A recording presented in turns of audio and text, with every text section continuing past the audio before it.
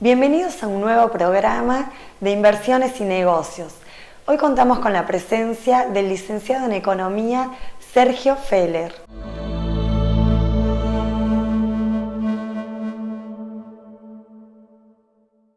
Hoy la idea es cambiar un poco el enfoque, la tónica de lo que veníamos hablando en otros programas y hablar de la cuestión política, digamos, tanto los representantes políticos que van a representar la cuestión republicana, ¿sí? O los que representan el populismo, y qué se esconde detrás de un líder político, ¿sí? Para eso hemos invitado a Sergio Feller, que él es economista, pero además él es vicepresidente de la Fundación Faremos Libertad, y nos acompaña nuestra columnista habitual en la parte económica, Emiliana Def, que ella ya a punto de recibirse de psicóloga, que va a aportar todos sus conocimientos para que podamos entender cuál es la psicología de un líder de un partido político. No es fácil seguramente llegar a ser presidente de un partido. El caso de Scioli es un caso emblemático, es decir, su enfoque positivista y de no haber recogido nunca un guante del partido kirchnerista, básicamente de los ataques del kirchnerismo y de la cámpora, y hoy ser el líder de ese espacio. Bueno, para eso tengo acá dos personalidades importantes, intelectualmente que respeto mucho. Y bueno, nada, primero Sergio, vos cuál sería tu visión sobre todo esto. ¿Qué tal? Bueno, buenas tardes. En principio me parece interesante desviar la conversación, como en una buena introducción lo hiciste, en que el debate ya no es derechas e izquierdas. Tenemos un gobierno que claramente está orientado hacia la izquierda. Hemos tenido gobiernos que están orientados hacia la derecha, la gente sufre ambos bandos. ¿Por qué? Porque en realidad lo importante es la distinción de populismo o república. Claramente, en este caso, tenemos un gobierno populista con orientación a la izquierda, pero lo relevante no es que sea de izquierda, porque un gobierno de derecha podría ser populista también, como en el caso de Hitler, de Mussolini, el caso de Perón, que era un gobierno de derecha populista, lo que todos tildan de fascista. Eso realmente no importa en el mundo de hoy. Lo que importa básicamente es si se trata de un gobierno populista y qué características tiene un gobierno populista.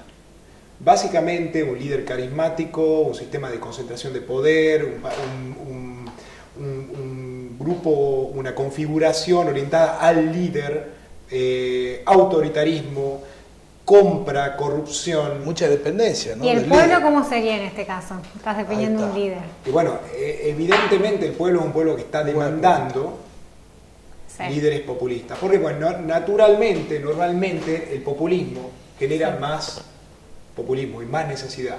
Si vos tenés un país en donde una fuerte proporción de la población están dependiendo exclusivamente del trabajo, del favor, del... de aplaudir a una serie de líderes, se hacen cada vez más dependientes, temen el cambio porque pueden perder su fuente de vida, su fuente de alimentación. Entonces, a veces a uno un poco le causa gracia. Vos tenés un grupo de aplaudidores detrás de un líder fuerte. Vos fíjate el extremo opuesto de este caso de Argentina, que es el caso de Suiza. Vos en Suiza le preguntás a cualquier suizo de la calle, que al margen es uno de los lugares que tiene el mejor nivel de vida del mundo y la democracia más fuerte, y no saben cómo se llama el presidente. Sí, no saben cómo el presidente. Claro, yo tampoco lo sé. Si ellos no lo saben, menos lo sé yo. Ellos saben la importancia que ellos saben perfectamente cómo se llama el presidente de Estados Unidos, que tiene su arista populista, no a los niveles que tenemos aquí en Argentina. Y es un pueblo que demanda y se hace cada vez más dependiente de ese líder populista. Es que eso es un buen líder en realidad. Es que O sea, ya sé que Desde el Suiza hay punto de muchas, vista claro, hay mucha diferencia, digamos, no podemos comparar Suiza con Argentina menos. Exacto. Pero la verdad es que para mí, digamos, eso sería un buen líder, una opinión personal, digamos, el que le devuelve el liderazgo al pueblo, por así decirlo. Se dice Exacto, que, sí. se dice que un buen líder en una determinada organización es aquel que consigue que esa organización dé buenos resultados. Sí. Pero un líder extraordinario es una persona que logra que esa organización funcione bien aun cuando él no esté. Totalmente. Pero también hay que diferenciar las características del líder. A ver, podemos tener un líder carismático, que de hecho es extraordinario, pero vamos a la verdad, lo tenemos. Cristina es una líder extraordinariamente carismática, totalmente. Nadie puede negarlo. Pero te quiero llevar a una clasificación de líderes como para que encarrilemos la charla por ahí. Un líder carismático y extraordinario fue Hitler. ¿Sí? Ahora, la pregunta es, ¿a dónde lo llevó el pueblo? Claro. Deberíamos ver eso. Podés encontrar un líder, no sé, Steve Jobs fue un líder en su empresa y llevó la empresa y a todos sus empleados a cierto puerto. El liderazgo carismático es bueno o malo dependiendo de a dónde vaya el líder, me parece, ¿no? Y el pueblo influye mucho ahí porque, o sea, si vamos hablando un poco de Hitler, había un pueblo que estaba con determinada crisis que venían, entonces, bueno, Hitler vino bien. Y nosotros también, ¿qué le pasó a nuestro pueblo? ¿Qué nos pasa? Que por ahí necesitamos ese líder así tan populista como decía. Bueno, el 2001 fue, me parece que como una crisis fuerte. Claro, después de una crisis fuerte aparecen estas figuras que consiguen, por medio en el caso de Hitler, por ejemplo, él decía exactamente qué es lo que iba a hacer. Claro. No es que lo estaba escondiendo, vos tenés... La gente sabía. Los políticos son buscadores de poder. ¿Sí? Un buen político es el tipo que sabe leer qué es lo que la población quiere y les dice lo que quieren escuchar.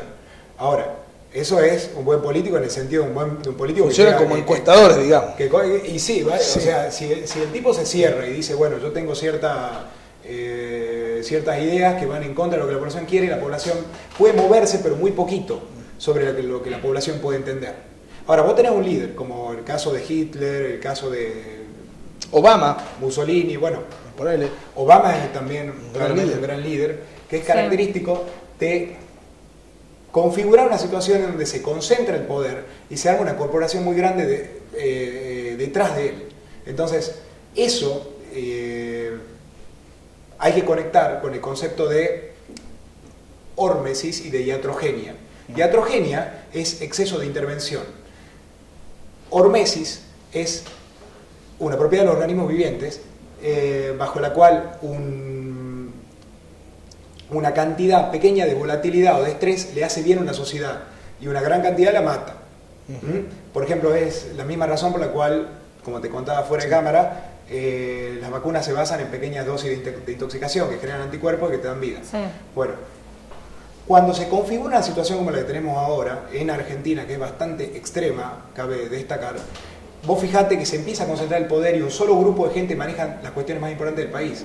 Entonces, de repente, si se equivocan mucho. Y ese es el riesgo que tiene una corporación grande. Por eso, cuando se habla de república, se habla de estructuras que son dentro de todo eficientes, pero que tienen realmente poco manejo sobre las voluntades de las masas. En cambio, en el caso del populismo, en un caso de un líder populista como el que nos domina en este momento, ellos pueden en cualquier momento hablarle a todo el mundo, pueden destruir derechos de propiedad sin ningún problema. Son estructuras verticales, digamos. Estructuras muy verticales sobre países grandes, ¿viste? Sí. Porque son 40 millones de personas. Cuando recién estabas comentando sobre qué pasa sobre qué consecuencias tiene, digamos, sobre la población, y vos hacías mención a Steve Jobs, es una empresa, es dentro de todo chico, ¿sí? Digamos a nivel país, comparado con un país. Entonces, dentro de todo el caso de Steve Jobs era muy carismático, no obstante era un tipo muy creativo y que lo que estaba manejando era dentro de todo controlable. Ahora, si vos querés manejar la voluntad de 40 millones de argentinos o 40 millones de empleados, tus errores te pueden llevar a una bancarrota que podrían hacer mucho daño. Bien, vamos a un corte y ya volvemos.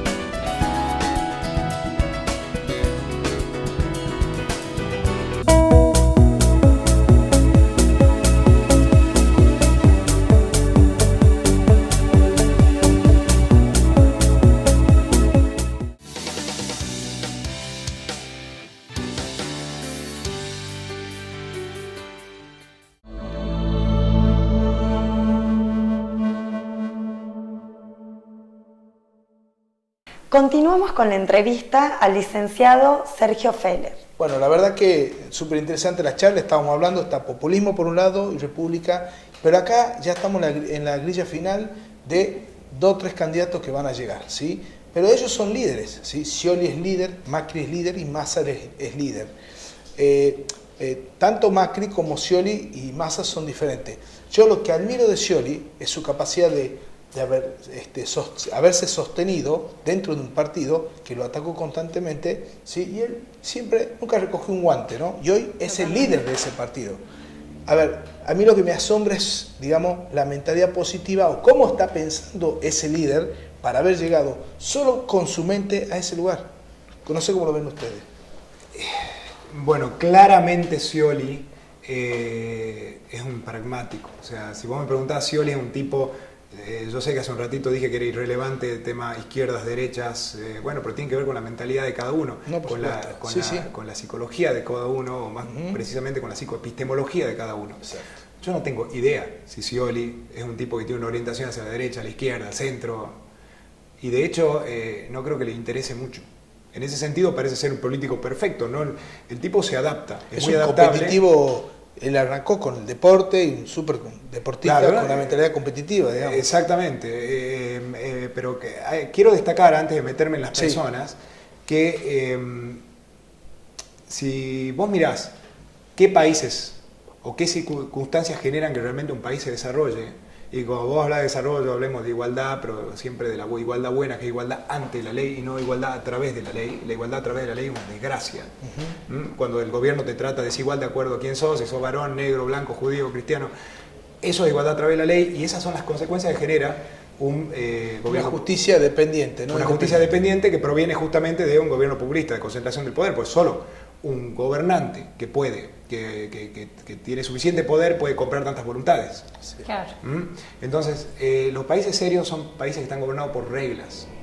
¿Sí? ¿Y qué características tienen esas reglas? Que son generales, que son iguales para todos, que son de fácil comprensión, ¿viste? Porque si vos pones reglas que son imposibles de entender, no tienen sentido. Aplicadas. Que son aplicadas y que son penalizables si no se cumplen. Y el que está arriba de todo son las reglas. Lo que está por encima de todo son las reglas. Acá en Argentina es exactamente el caso opuesto. Vos tenés un país en donde las reglas cambian cuando cambia el gobierno. Y por cada capricho del gobernante cambia todo el sistema reglamentario del país. Entonces vos sos emprendedor, sos empresario, vale decir, sos el motor de la economía, porque esos son los motores, no los políticos. Sí, sí. Cuando yo digo un buen político no lo estoy halagando. No, de hecho, el 80% de la economía argentina se mueve por las pequeñas y medianas empresas. Claro, o podrían ser también grandes. El punto es que sean grandes, pero no dependientes de un Estado. Exacto. Claro. Ahí me meto en el tema monopolio. O sea que, a ver, decirte Google es un monopolio, vos me decís, bueno, a ver, está medio solo en el mercado como Microsoft, Sí. pero su existencia le arregla la vida a muchísimas personas del mundo y le da servicios gratis. Entonces, ese monopolio no es perjudicial. Y eso deviene de que el mercado de tecnología de Estados Unidos está completamente desregulado. Claro. ¿Y por qué está desregulado? Porque el gobierno no lo puede regular, porque es demasiado sofisticado para él. En cambio, el mercado financiero, el mercado hipotecario, el mercado de salud está completamente regulado y es justamente donde hizo crisis. Claro. O sea, Estados Unidos no es el paradigma del capitalismo ya, es el paradigma del control económico. Obviamente está 3.000 millones de años luz de lo que está sucediendo aquí en Argentina. Pero lugares como Grecia, como mal ejemplo, como Singapur, Sí. como Suiza que mencionaba recién, son lugares que por cada conflicto que hay en el mundo, por cada problema que hay en el mundo se benefician. Y aquí nos adentramos en otro concepto, antifragilidad. Nosotros, con gobiernos tan grandes, llenos de líderes, de líderes populistas que conducen a muchísima gente y concentran tanto poder, Mesiánicos. te hacen frágil, te fragilizan. Cada macana que se le manda el ministro de Economía, lo pagás vos, lo pago yo, lo pagan todos. En cambio, en Suiza se manda una Pero el macana... ministro de Economía Porque todos sigue en su dependen. lugar. Claro. Todos están dependiendo de un líder acá. Porque todo depende de un líder, porque las políticas que ellos toman afectan a una gran masa de la sociedad. Claro. Aunque no conozcan de qué es lo que están manejando. Cada vez que tocan, viste, el mercado de cambios, por ejemplo, que acá hace tanta crisis. Cada vez que dicen cuánto tiene que ser la tasa de interés en Suiza, eso, por ejemplo, no importa. Oh, sorpresa, ¿por qué el marco suizo se evalúa y se evalúa y se evalúa? Porque el resto de los países hacen macanas. ¿Y por qué decía que era antifrágil? Porque por cada macana que se manda al resto de los países, ellos se benefician, porque la plata va derechito hacia un lugar seguro. al lugar más seguro. La crisis de Grecia trasladó muchos fondos de la Comunidad Europea a Suiza. Grecia es como una Argentina, ¿en qué Se sentido? revalorizó el franco suizo. Vos fíjate, acá en Argentina tenemos tipos que están tirados viviendo en la calle, Sí. muchos, y tenemos muchos tipos que viven de sueldos enormes, que cobran a fin de mes por no hacer absolutamente nada. Nosotros lo llamamos ñoquis. En Suiza probablemente ese concepto no existe. Parásitos del Estado. Claro. Y eso es totalmente consecuente con un sistema populista. Un tipo que está comprando voluntades y que está repartiendo algo que no es de él. Porque si repartís algo que es tuyo, lo cuidas Mejor. bastante mejor. Sergio, la verdad que muy claro, ¿sí? Muy preciso. Y bueno, Dios quiere que el nuevo líder nos sepa llevar a un lugar donde el Padre nuestro sea las normas y no un solo líder, cosa que no seamos dependientes de una persona sino de un sistema. Me gustó cómo lo terminás, porque dijiste Dios quiera, porque básicamente en esta situación dependemos de Dios. Así es. Así es. Bueno, muchas gracias, Sergio, ¿no? Bueno. Muy clarito. A vos. Sergio Feller, vicepresidente de la Fundación Feminismo y Libertad, economista y además un amigo personal. Vamos a un corte y ya volvemos. Muchas gracias, Gustavo, ¿no? Gracias a vos. Vamos a un corte y ya volvemos.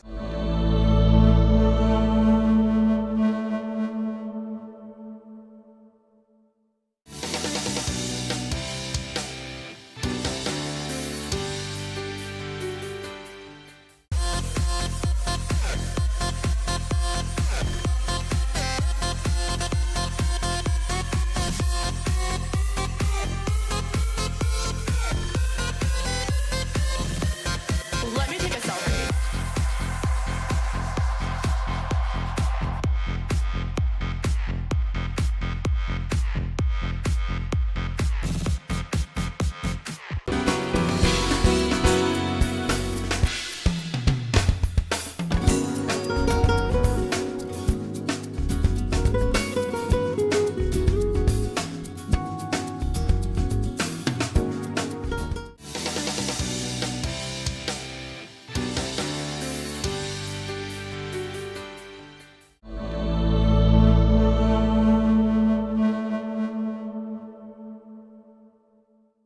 No te pierdas la habitual columna del licenciado Eduardo Robinson. Como siempre, la columna habitual de Eduardo Robinson. ¿Qué tal, Eduardo? ¿Qué tal, Juan Luis? Un gusto.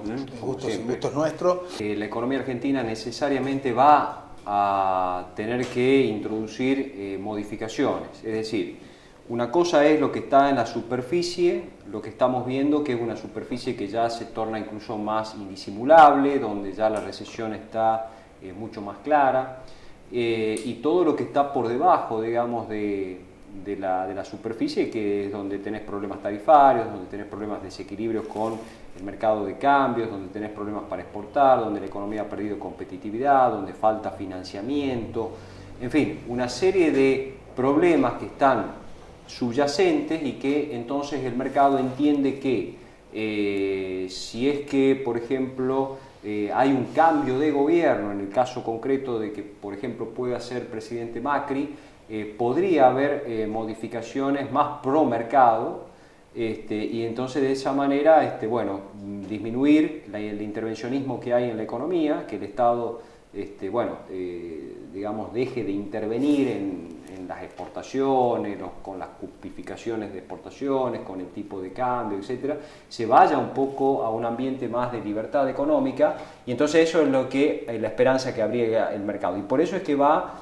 muy en todo lo que tiene que ver, digamos, con las cotizaciones, incluso el mercado cambiario, va reflejando todo lo que las encuestas van mostrando. Entonces, sería efecto miedo, digamos. Efecto miedo, si lo querés poner así. Efecto miedo, es decir, bueno, viene más intervención si es que en las encuestas sube Scioli, viene menos intervención si en las encuestas hay una preferencia por Macri.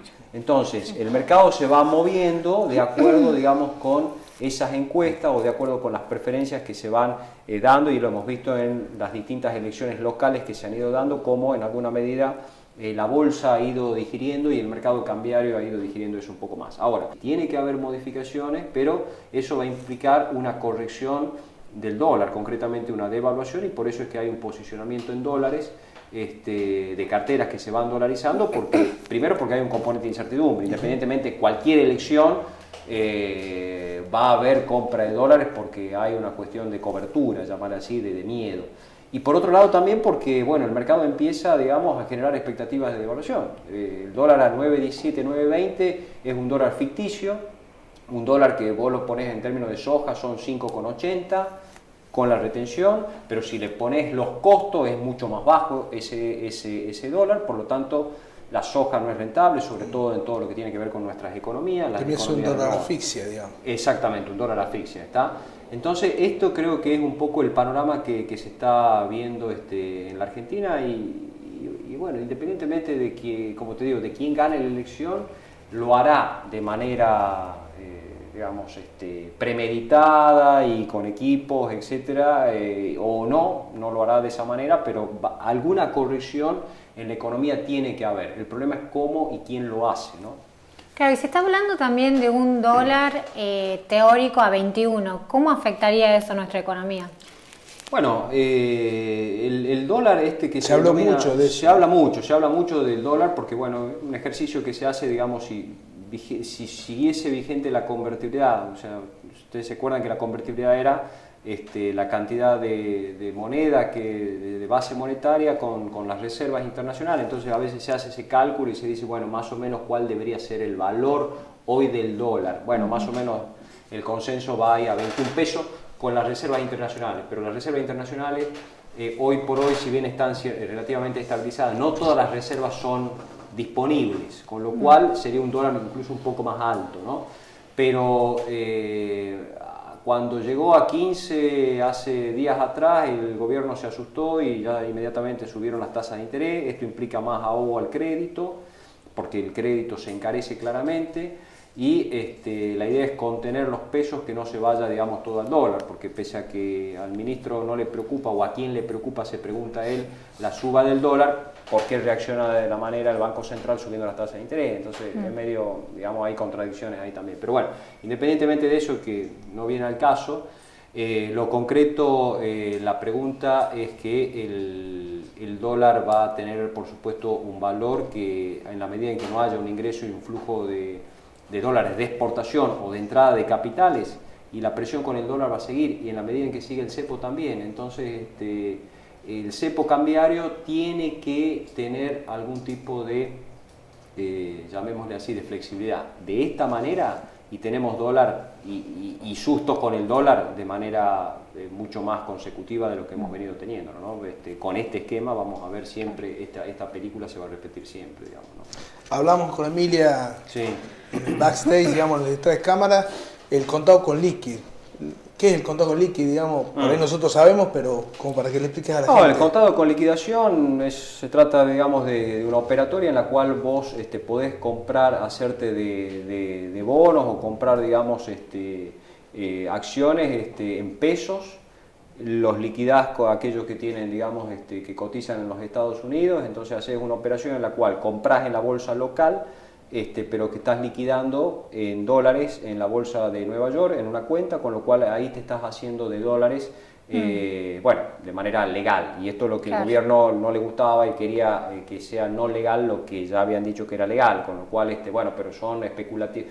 Bueno, que siempre hay un componente, porque la Corte terminó avalando. Sabe más de economía, me parece, que el Ministerio de Economía. Estaban asustados porque, claro, la gente estaba comprando eso, entonces eso que se llama también dólar implícito, porque uno no lo ve, pero hay esa cotización. Entonces han salido a vender también bonos dolarizados del ANSES, todo para tratar de mantener la cotización. Pero acá hay un problema estructural. Mientras no se solucione el problema estructural, uno puede seguir atando, parchando. Claro. El gobierno va parchando la situación, entonces contado con liqui, aquello, pero en una política de parche un día no hay forma, ¿viste? Cuando ya parchás varias veces la goma, decís, flaco, la gomería tenés 100 parches. Mucho ribotril, claro, pero el problema es que encararlo, digamos. Bueno, desde ya, Eduardo, siempre muy concreto, muy claro. Muchas gracias. Bueno, no, por favor. De parte de nosotros, muchas gracias por tu análisis. El gusto es mío y hasta otra oportunidad. Hasta otra oportunidad. Vamos a un corte y ya volvemos.